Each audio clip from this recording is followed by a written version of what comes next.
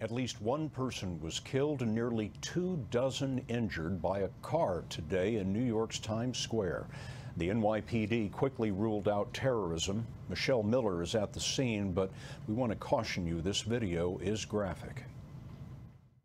This surveillance video shows the moment the car plowed into a crowd, leaving a trail of bloodied and injured pedestrians on a sidewalk before it came to a crashing halt. Alyssa Elsman, an 18-year-old tourist from Michigan, was killed. Ann Donahue believes she would have been killed too if she hadn't crossed the street. This maroon car comes careening and just knocking into everybody. There's people on the hood of the car being thrown over the sides. People are screaming. There's blood everywhere. Around lunchtime, a speeding Honda traveling southbound on 7th Avenue made an abrupt U-turn and drove against traffic, jumping the curb at 42nd Street where the first pedestrian was struck. The car continued down the sidewalk for 3.5 blocks, mowing down pedestrians along the way. It finally came to a stop after smashing into metal barriers. The driver, 26-year-old Richard Rojas, ran from the car and tried to outrun police before being tackled and taken into custody.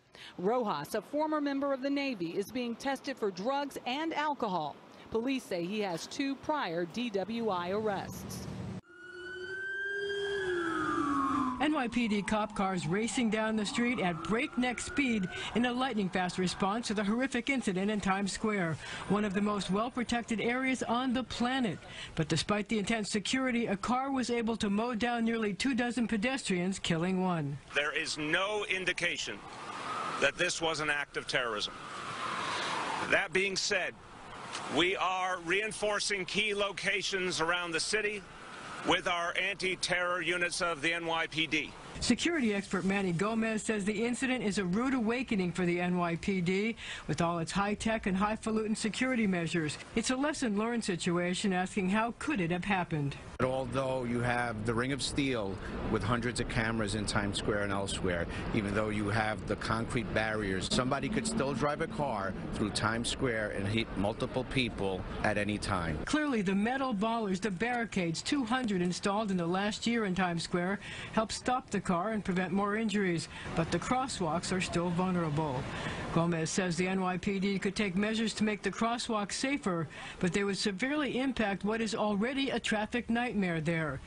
We have to be ready for infinitely more traffic, infinitely more scrutiny. Sadly, Gomez says cops aren't the only ones who are minutely reviewing what happened.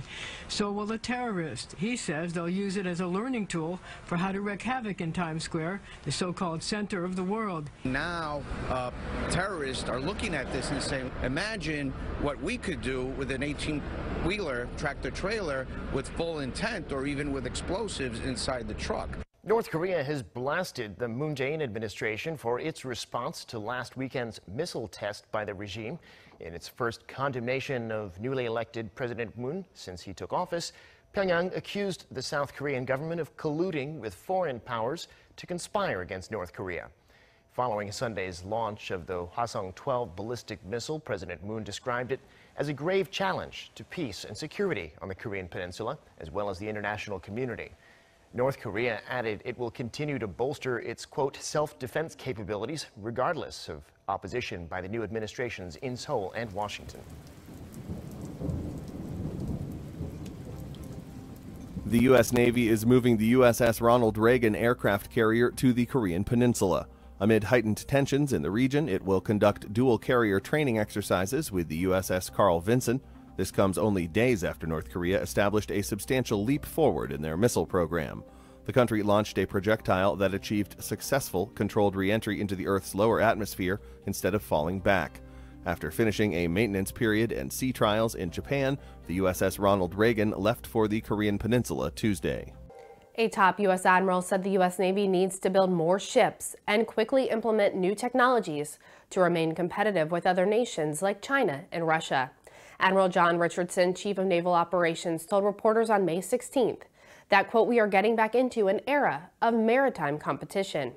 He said the U.S. not only needs a bigger fleet, but a different fleet, one that will be able to fight in new ways. Richardson argued that even if President Donald Trump's promise of a 350-ship fleet is fulfilled, the Navy will still need to fundamentally change its fighting strategy, and use more unmanned systems and drone vessels to keep pace with adversaries. In order to regain advantages over the rapidly improving Chinese and Russian navies, Richardson said, quote, "We need to act urgently to achieve that greater naval power as quickly as we can." A new ferry service between North Korea and Russia has started operations, with a North Korean passenger ship docking in Vladivostok for the first time.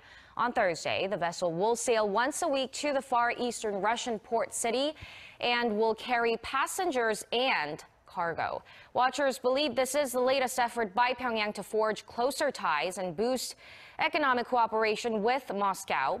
The regime may turn more towards Russia if China, North Korea's ally and main trade partner, decides to cooperate with the UN in applying tougher sanctions on the north. The new ferry link is the only regular service of its kind connecting North Korea to the rest of the world, and the ferry operator expects to attract many tourists, particularly from China.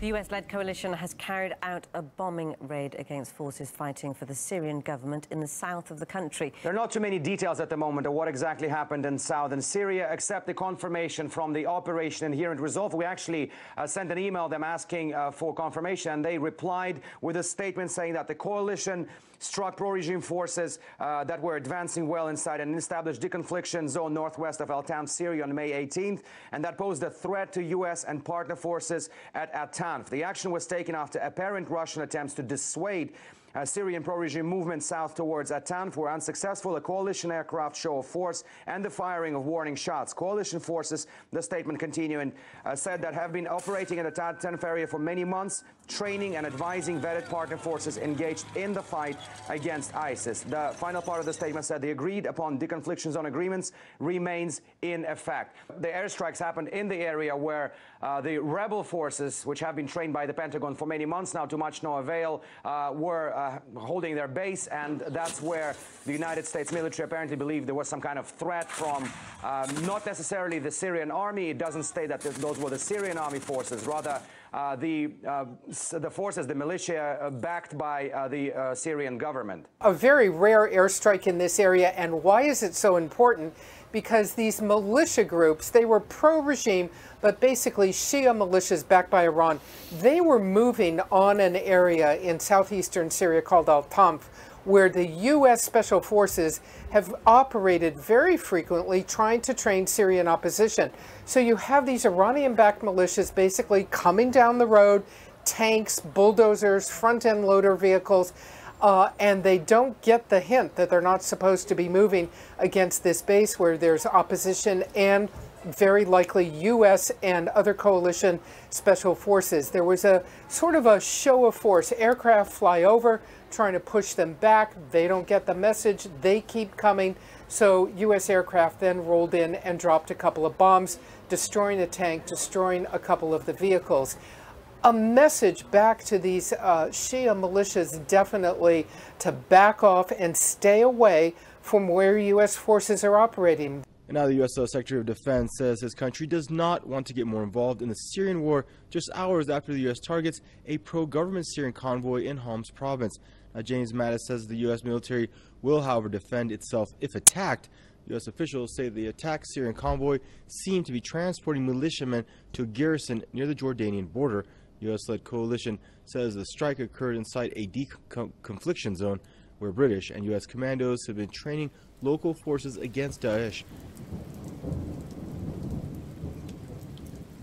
They were words former President Barack Obama refused to utter during his 8-year presidency. Radical Islamic terrorism, but not President Trump.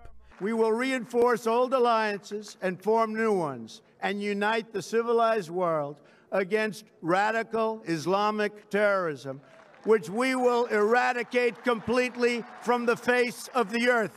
This weekend, the president takes that message to Saudi Arabia, the biggest state sponsor of Islamic terrorism in the world, and he will urge the monarchy there to tackle the evils of radical Islam head on. He will deliver an inspiring yet direct speech on the need to confront radical ideology and his hopes, the president's hopes, for a peaceful vision of Islam to dominate across the world. Trump will meet with leaders from more than 50 Muslim countries and take part in the opening of a new center in Saudi Arabia aimed at promoting what the U.S. hopes will be a moderate version of Islam.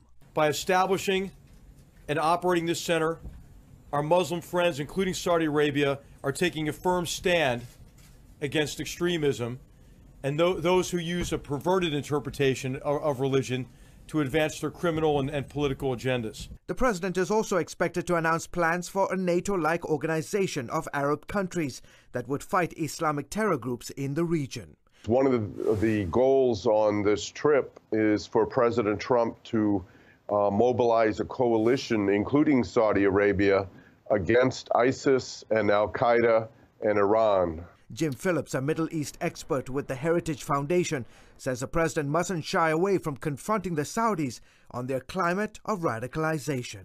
If he offers the prospect of greater security cooperation versus Iran, which is their greatest enemy, then I think they would be willing to take more steps to confront Islamist radicals in their own ranks. The Saudi king says he wants to fight Islamic extremism, but Phillips worries whether the government can effectively go after terror groups that pose a threat to the region and the United States as well. I think he can be trusted against Iran because Iran is Saudi Arabia's arch rival. But Saudi Arabia still is likely to support groups that are hostile to the U.S. and to Israel. Franklin Graham, son of evangelist Billy Graham, often speaks out against the threat of radical Islam. He says past American presidents have been reluctant to pressure the Saudis because of various military and economic partnerships between our two countries. We've had many Americans there working for years in the oil business and so forth, but we don't need their oil. We have all the oil in this country that we need. We don't need to be kissing up to them. And I think it's time that we have a president who will stand up to Saudi Arabia. But Graham and others aren't holding their breath. President Trump will arrive in the Desert Kingdom this weekend bearing gifts, among them tens of billions of dollars worth of U.S. military hardware to help the Saudis boost their defense capabilities. There's so many business interests, and they spend a lot of money buying weapons from us and all these kinds. We have a tendency to look the other way. Saudi Arabia's King Salman is calling Trump's upcoming visit historic and hopes the summit on Islam will establish a new partnership in confronting extremism and terrorism. After Saudi Arabia, Trump will go on to Israel, then the Vatican. JP Morgan Chase is reportedly preventing debit card users from choosing Israel as a travel destination to prevent card issues, while still providing an option to choose Palestine. A JP Morgan Chase banker is telling the Jerusalem Post that when attempting to add Egypt and Israel to the travel notification system for a customer, the system blocked Israel as a high-risk country. The bank denies that this is a bank policy or that there are politics behind it, but the system's option of State of Palestine occupied raises troubling questions. In 2016, the JP Chase support Twitter account claimed that Israel is identified as a high-risk country through OFAC. However, Israel does not appear under an OFAC list of sanctioned countries. No other U.S. banks place such restrictions on debit card use in Israel. Iran has added 9 U.S. individuals and organizations to its list of sanctions in response to Washington's new measures against Tehran. Iran's foreign ministry says the American individuals and companies violated human rights through complicity in Israeli crimes against Palestinians, support for Takfiri terrorism, and involvement in actions against Iran's national security. On Wednesday, the U.S. Treasury imposed sanctions on 2 Iranian officials, an Iranian company, and a China-based network for what it calls supporting Iran's ballistic missile program. China says it lodged a protest with the United States after the recent move. A mosque in a rundown Paris suburb is set to reopen after being closed during a crackdown on religious extremism. Jihadists had prayed there before leaving to fight in Syria. This mosque was closed as part of France's state of emergency because a number of the men who came to pray here then went to fight for ISIS in Syria and Iraq.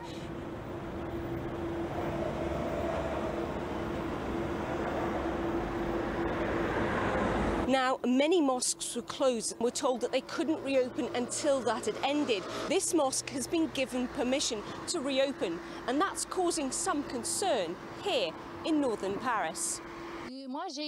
I'm worried about the mosque because my cousin once told me about it. My daughter hears a lot about these things, but we don't know if it's true or not. I haven't lived in this area for long. I know there have been some problems here over the last few months, but that's the case all over France. Of course we are worried, and we are against this sort of thing. France's new interior minister was named on Wednesday, of course, vowing to take responsibility for making the country secure from the threat of extremist violence. We all know today that Europe, and France in particular, is a target for terrorists.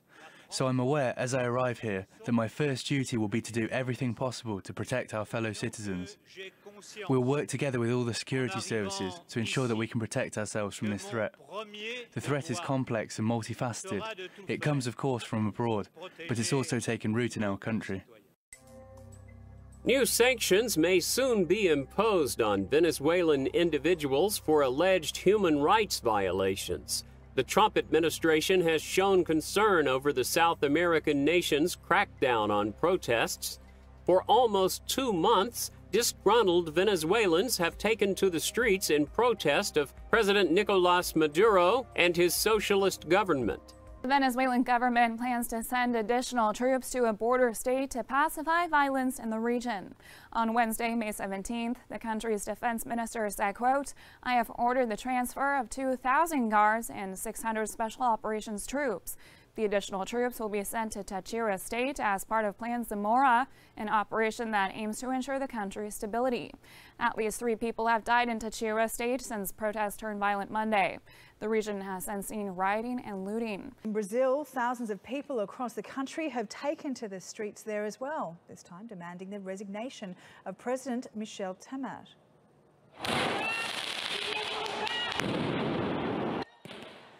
Police fired tear gas at protesters after they began throwing stones, and the president has been accused of authorising bribe payments to allegedly silence a jailed former party ally. President Temer has rejected those allegations and is so far refusing to stand down. Trading on Brazil's stock market was temporarily halted after stocks plummeted 10%. Stocks tanked immediately on Thursday, May 18th, triggering an automatic end to trading. The value of the real, Brazil's national currency, also fell sharply, reportedly wiping out any gains for the year. Another day of chaos in Athens. Riots outside Greece's parliament on Thursday night as just inside the safety of those walls, lawmakers prepared to pass new austerity measures they hope will convince the country's creditors to release more of its economic bailout fund. The vote passing just before midnight and includes cuts to pensions and a larger tax burden within 3 years, although the legislation also promises to cut taxes for individuals and businesses if certain targets are met later. The violence was done by a smaller group that split off from a rally of about 10,000 peaceful protesters opposed to the measures. The city's been disrupted for days. On Wednesday, thousands of Greeks, from teachers to lawyers, walked off their jobs to join the demonstrations. The leftist government backing the austerity says it's now up to its international lenders to uphold their end of the bargain. Nobody is denying, nobody doubts that this agreement has difficulties. However, it does open a path in front of us. It is a decisive milestone in that we do not have another bailout review to complete, but instead we finally have a comprehensive solution. U.S. President Donald Trump has condemned an investigation into possible coordination between him and Russia during the 2016 presidential election. In his latest tweet, Trump described the probe as the greatest witch hunt in the U.S. history. The tweet came after the U.S. Justice Department appointed a special prosecutor to oversee the investigation into alleged links between Trump and Moscow. Former FBI Director Robert Mueller has been named to lead the probe, which will also look into, quote, related matters. On Tuesday, the U.S. media reported that Trump had asked fired FBI Director James Comey to end a probe into former National Security Advisor Michael Flynn. A White House spokesman says Trump will interview 4 candidates to replace Comey. This is what Chelsea Manning looks like today. It's a big difference how then Bradley Manning looked back in 2010, and a far cry from the grainy black and white image that has been used in countless stories about the transgender soldier who served 7 years for leaking classified documents to WikiLeaks. Her sentence was commuted in the last days of the Obama administration. She was released from federal prison Thursday and immediately hit Twitter with a shot of her so-called first steps of freedom and a slice of pizza. As for the new pic, Manning tweeted that out with the line, "Okay, so here I am, everyone." Well, it was a very active day once again of severe weather in the plains. I know we had that high risk, and we had several reports of tornadoes between Texas, Oklahoma, and Kansas. In addition to those reports of tornadoes, which, by the way, was at least 15 tornadoes reported, a lot of reports of some very big hail and, of course, some damaging wind. We had, several reports of damage, whether it be tornado damage or wind damage. The Weather Service will have a lot of surveying to do on Friday, and actually, this is going to be while we still have some more severe weather going on in some of these spots. So while all that severe weather is going on out in the plains, lots of tornadoes and things like that, this is the backside of the same storm system. This is Winter Storm Valerie. Yes, a named storm system. This late in the season. This is really, really late to get this kind of snow. It's been affecting Colorado, Wyoming, Utah, Idaho, Montana, just to name a few spots. The biggest issues from this storm have been in northeastern Colorado and parts of central and eastern Wyoming. You can see they're already getting a lot of snow action right now, and this is the storm system. By the way, look at these huge thunderstorms out here in the plains. That's for a different video. But there's another little impulse of energy that's going to swing around the southeast side of the storm. It's going to basically mean that there's more snow on the way. This thing is not done yet. So you can see the snow lasts through the overnight into the day on Friday, at least on and off, make it a little bit of another impulse into Friday afternoon. But then things really start to wrap up. The tropics are host to exotic animals and vibrant plants, but the region is also a hotspot for predator attacks in the animal kingdom. According to a new study, prey is more likely to be eaten if it's closer to the equator. Scientists glued dummy caterpillars to plants across a 7,000-mile area from the Arctic Circle to southern Australia. They revisited the fake animals several times to check for attack marks from predators, like birds and ants. The team found for every degree of latitude away from the equator, a caterpillar's odds of being attacked decreased by 2.7%. The researchers said these findings are important for understanding how caterpillars and other herbivores evolve. For example, caterpillars closer to the poles might not need to evolve the same defenses or camouflage as those near the equator. They also said the research suggests just how important herbivore predators are for keeping the world green, especially near the equator. Without them, hordes of caterpillars would be eating away at Earth's plant life.